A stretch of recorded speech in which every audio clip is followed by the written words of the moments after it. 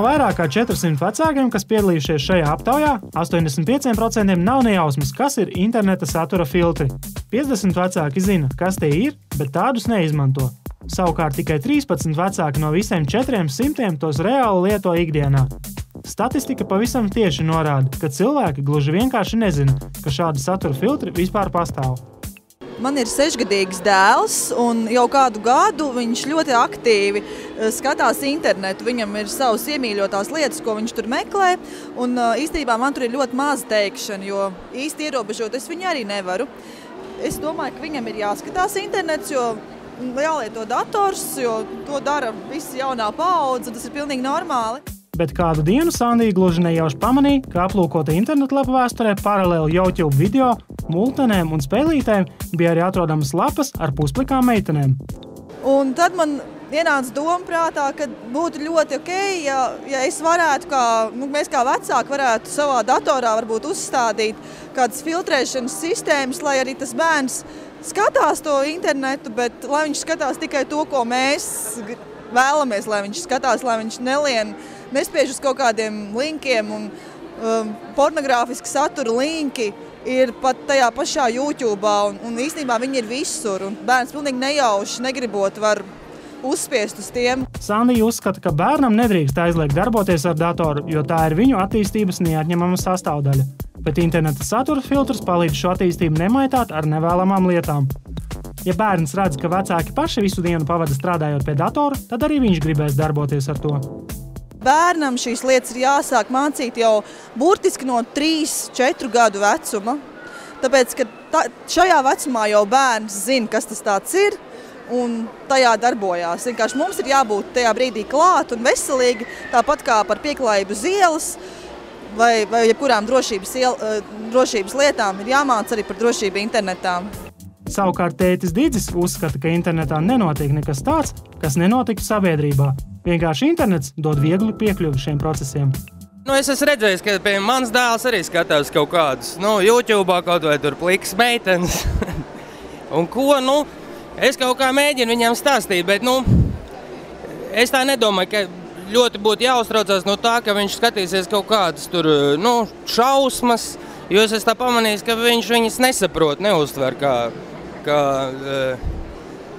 cilvēks. Teiksim, es saprotu, ko tur rāda un kas tur ir, bet es kādreiz redzēju, ka viņš skatās kaut kādas bildes pa kapiem un tur, kur kaut kāds bēbjus tur glabā. Tas gan bija joks Halloween, bet, tomēr tur māte pārbījās, bet es sapratu, ka viņš to saprot kā tādu joku. Tas nav tas, ko mēs tur saskatām, ja?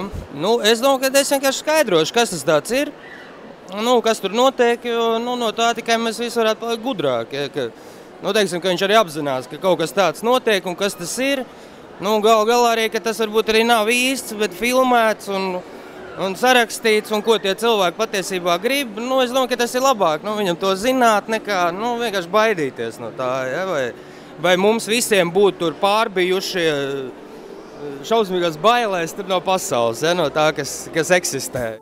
Tehnoloģija portāls Zēparks eksperts Dainis, lai arī pats vēl nav tēvs, uzskata, ka tās būtu tiešām galvas sāpes, ja nāktos sēdēt blakus savam bērnam pie datora un kontrolēt, ko viņš tur skatās. Un zinot, kāda veida saturs internetā ir atrodams, viņš absolūti nevar iedomāties mājas datoru bez šādas programmatūras. Maniem bērniem ir tā nelaime, varbūt no manas puses laime, ka es tomēr kā tehnoloģijā saistīts cilvēks diezgan labi pārzinu datoru lietošanu, programmu instalēšanu vispārējo.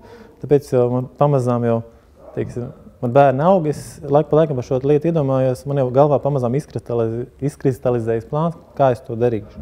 Pirmkārt, patiesībā, ko es noteikti nedarīšu, es bērnu neuzsvēršu un necentīšos viņam izteikt, parādīt, ka es tagad viņu novēroju un es izsekoju jebkuru viņa soli, ka es ļoti skatos, ko viņš internetā skatās, jo patiesībā, kā rāda praksi, cilvēkiem, sevišķi bērniem, tas ir izteikti, ja viņas kaut kur ierobežo vai cenšas viņiem kaut ko noņemt nost, tad viņi cenšas to dubultā dabūt atpakaļ.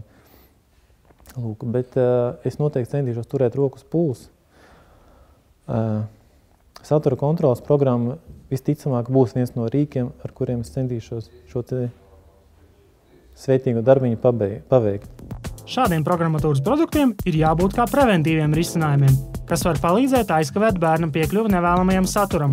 Šādi rīki nodara nevis nepaklausīgu bērnu kontrolei, bet gan laba bērna aizsardzībai no cilvēkiem un satura internetā, kas viņam var nodarīt pāri. Pie visiepriekš minētā būtiski ir atcerēties vienu lietu. Savu mājas datoru jūs varat apkarināt ar visām šīm gudrajām programmām, kas neļaus. Taču jūsu atvese gan skolā, gan pie draugiem arī tiek pie interneta. Tāpēc ir būtiski mājās runāt par šo lietu un atvesei izskaidrot.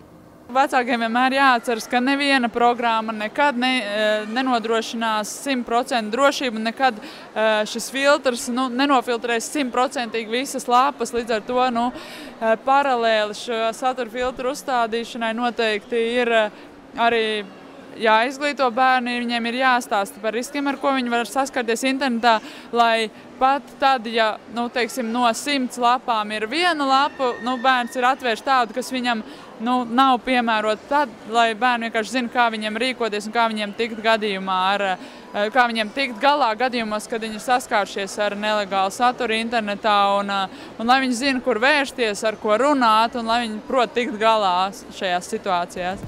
Lai atrastu vairāk informācijas par šodien pieminētajiem satura filtriem, droši dodieties uz tehnoloģiju portālu Zparks. Tur jūs atradīsiet materiālu, kurā būs minēti gan šo produktu pilni nosaukumi, gan arī adreses, kur tos var lejupielādēt.